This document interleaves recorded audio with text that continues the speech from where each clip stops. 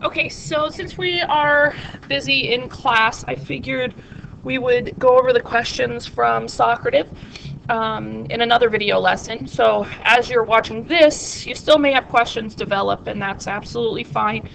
You'll want to keep those questions written down somewhere so that we can address them and take a look at them. But I just wanted to go over a couple of things that I saw in there. Again, you might not see your question written exactly the way you wrote it, but I kind of consolidated everybody's questions into one. Now, a lot of you said you were good and understood, but please make sure you still go through this video.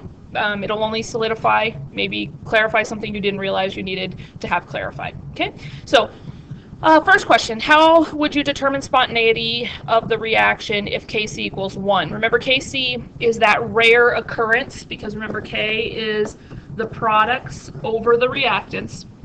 So Kc equal to 1 is the rare situation where the products at equilibrium are actually equal to the reactants at equilibrium.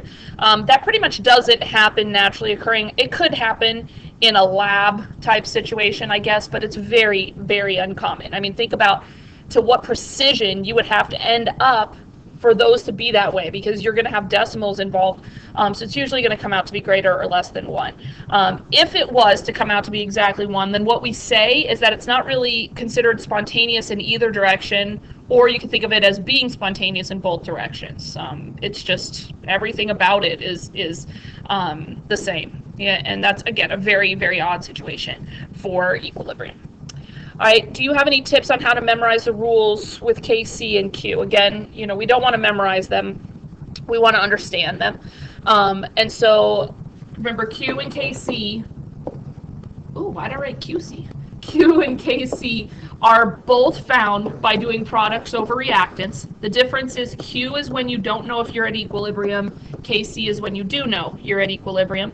The types of problems that you saw on your homework and that we will continue to see were problems where you were given the molarities and you calculated Q and you got some value for Q.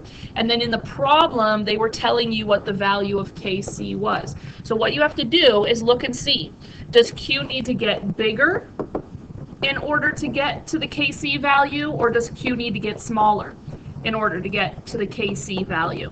If Q needs to get bigger, remember we're talking about products over reactants. So if Q needs to get bigger to get to Kc, so for example, let's say you got Q is equal to 4 and Kc was equal to 20. Q needs to get bigger to get to Kc, then the products would have to go up, because that's how you're going to get the value of products over reactants, the whole thing together divided by each other, to increase. So if that's the case, if Q is less than Kc, that's when we said the reaction is going to go to the right. Okay, it's going to go to the right in order to produce more products and to make the overall value larger. If the Q needs to get smaller, okay, if you need it to get smaller, so if in this case Q was 4, but Kc was 0.76, you need Q to get smaller. Then again, think about products over reactants. If you want this ratio to go down, then the reactants would have to increase. So it would have to go to the left. Okay. So again, it's all a concept. It's a very important concept, and memorizing won't help you. Well, I guess it can on some problems, but you want to understand it. Okay. Next one, how is it possible there can be reactions where there are only reactants and barely any products? Really, the key to this question is this word right here. If there are only reactants and barely any products, then that means it really wasn't a reaction. Okay, because hypothetically, we can write anything down on a piece of paper that we want. I mean, I can write that Cu is going to react with, say, I don't know, calcium chloride to produce calcium and CuCl2, but I don't know that that reaction's favorable. I don't know that that reaction will actually take place. And so what I can do is get those concentrations at equilibrium, and I can figure out whether or not it really would be a reaction. Or in the case where it's only products, or pretty much all products and barely any reactants, that's a situation of a reaction that we consider a complete reaction, the type we've been talking about really up until now. But there are so many reactions that find an equilibrium point in between that. Okay, you still have leftover reactants. Even though there's a lot of products, maybe K is greater than 1, a lot of products, but you still are going to end up having some reactants left in that container. It's just where it found its balance. Okay, and every reaction is different. If all the products are either solid or liquid, would the answer, that should say, be 1 over the reactants, or is that not even possible? There. No, absolutely. That's exactly what it would be. So you put your products over your reactants. If all of your products are solids and liquids, then you're going to just have a 1 up here, and then you'll have whatever, your concentration of your reactants raised with their coefficients as exponents. So absolutely. And that is a possibility. It's not very common, I'll tell you, because most of the time you produce some sort of gas or some aqueous substance as a result, but definitely theoretically, that's what it would look like. If we need to solve for Q, will we always be given the value of Kc? Absolutely. And there really is no point to using Q unless you're trying to see if it's at equilibrium. So the Kc value will be given to you. Hold on, sorry. Is Q only used when asked to see if a reaction is at equilibrium? Yep, same type of question as the one before, just worded a little different. But yes, we only use Q if we're trying to figure out if we are in fact at equilibrium, or what direction it needs to go in to get to equilibrium. Why aren't liquids used in the equations? So it's the same for liquids and solids, the reasoning, and it's because neither one of these have concentrations. Okay, they do not have concentrations. By definition, the concentration of something is its molarity. Or there's other units of concentration, but they all involve how much solute you have in a solvent. And if you have a pure liquid or a pure solid, then that is not the case. The other version of concentration is how many particles you have packed in a space. And liquids and solids, their densities don't change much with increased pressure. So their concentration is not going to change when pressure conditions change. So again, there's nothing here to change. And since it's not going to change, it's not important. Gases, pressure does affect them. And then, of course, aqueous solutions have solutes and solvents. So these are the only two that we want to use in our equilibrium laws. Will there be an equation where we are given K and we have to figure out the concentrations of a reactant or a product? That's not a common thing for us to do. However, I don't want to say that it's out of question. I mean, it's an equation. Once you've written your equilibrium law, it's, you can plug into all sorts of different places. When we get further into the unit, you're more likely to see something like this, but it's definitely a possibility. If you've got all the variables except for one of the concentrations, you should be able to plug them in. And of course, they would have to give you K for that. Is spontaneity as simple as greater than 1 is spontaneous? The answer is yes. Again, the definition of spontaneous, a spontaneous reaction, is a reaction that ends up with more product than reactant at equilibrium. That's the definition of spontaneity. So it would have to be greater than 1 because, again, equilibrium law is just products over reactants. So if you have more products, then it's going to be greater than 1. Will the problem tell you every time if it's a gas, solid, liquid, aqueous? Yes. In those little brackets next to each substance in the balanced equation, you'll be given the phase of your substances. What is the difference between being at equilibrium and having an equal amount of reactants and products? A lot. Equilibrium simply means its balance point between reactants and products, and it very well and most likely is not equal amounts of reactants and products. The definition of equilibrium, again, back from the very beginning of your notes, was the point where the rate in the forward direction, so in other words, the rate making products is the same as the rate making reactants, and so it's going back and forth at equal rates. That's the equal part. Equilibrium does not mean equal amounts of reactants and products. The only time you would have equal amounts of reactants and products was if Kc was 1, which we talked about at the beginning of this. Very unlikely. So again, don't let equilibrium make you think it means equal products and reactants. It means equal rates in the forward and reverse direction. And that's why you'll notice our equations all have a double-sided arrow when we get into this equilibrium law. You're going to see lots of double-sided arrows because it's going to be at equilibrium. It has to be going back and forth, okay, as opposed to what we've always done with a single-sided arrow showing reactants becoming products. Now we have reactants and products interchanging. Okay.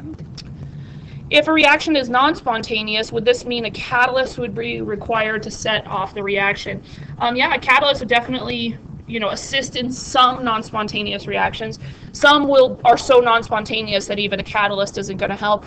There are different things you can do to help non-spontaneous reactions, and we'll look at some of those a little bit later. So for now, just kind of be careful with it. You don't have a full understanding, so for now, still keep with your catalyst being the way to speed up a reaction, and we'll deal with this part later. How does a reaction overshoot equilibrium? I did make mention of this in the notes about how you might have had too much product formed. Typically, a reaction itself won't overshoot equilibrium, but let's say I had a reaction of, say, A plus B. I captured this in some sort of vessel, and it's in equilibrium with C, and everything's great and hunky-dory, and it's at equilibrium, and then all of a sudden, I go into the flask, and I pull out A and B, and I get rid of them. So there's now no more A and B in this flask. Well, this is something called Le Chatelier's principle, which we're going to get into soon. But what will happen is this C guy will go, okay, I'm not at equilibrium anymore, so therefore we can't use KC anymore. We'd be using Q at this point. And we would be able to predict what C is going to do in order to reach its equilibrium back with A and B. And again, this is called Le Chatelier's principle, and we'll get into it in a week and a half or so, but that's essentially what it is. The reactions themselves don't typically do it, okay, unless there's some sort of outward force like a temperature change or something like that, but they typically don't do it. It would have to be sort of a situation forced upon it.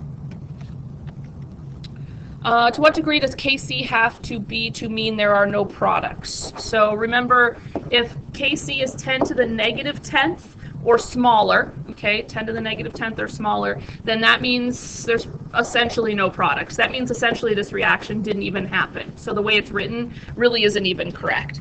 If it's 10 to the 10th or greater, then that means there's pretty much no reactants left. That means that this reaction happens so fully that the number of reactants is pretty undetectable, okay? But most reactions fall somewhere between these two. So that balance between reactants and products.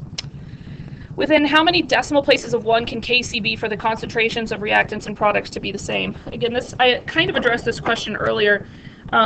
The likelihood of finding Kc to be exactly 1 is not high. We don't usually see that. In terms of decimal places, I mean, it would have to literally come out to be that. I mean, if it came out to be, if your Kc value came out to be 0.98, you still have less than 1, and so therefore there is a slightly more higher amount of reactants than products. So if it's not exactly 1 when you round your sig figs, then it isn't exactly equal. If Kc has no unit, what exactly is it measuring? Well, it's measuring the ratio of the products to the reactants based on their coefficient relationship in the reaction.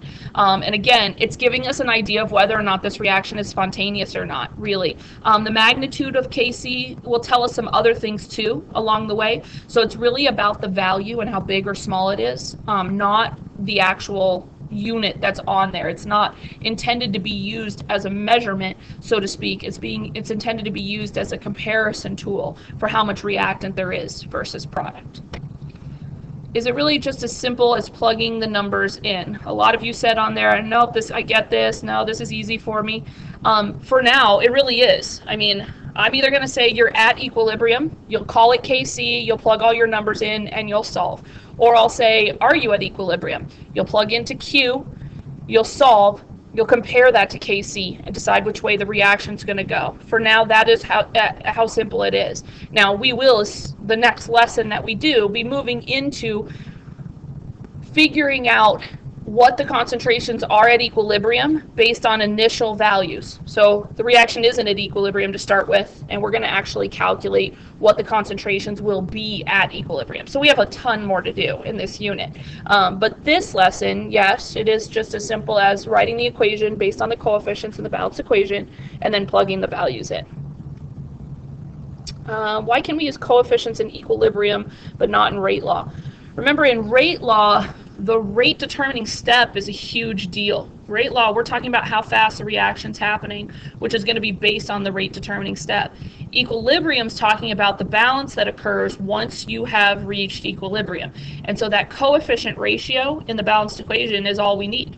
In rate law, we didn't need it at all. In rate law, it didn't tell you anything because you weren't looking at the slow step. In equilibrium, there is no slow step. Once we've reached equilibrium, the mechanism makes no difference to us because now we are at the point where reactants and products are just going back and forth. And so that's why coefficients are usable in equilibrium law, but not in rate law.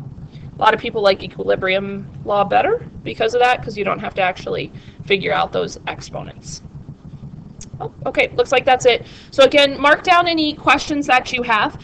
If you have any questions that are still a major issue for you, if you will please email me them tonight. I'm not going to do Socrative, but email the questions to me tonight, and that way I can take a peek at them and more just help you probably individually in class. And there's another homework assignment for you to continue to practice, and hopefully between those things we'll be ready and set to go with the new material once we're done with lab. All right, thank you guys.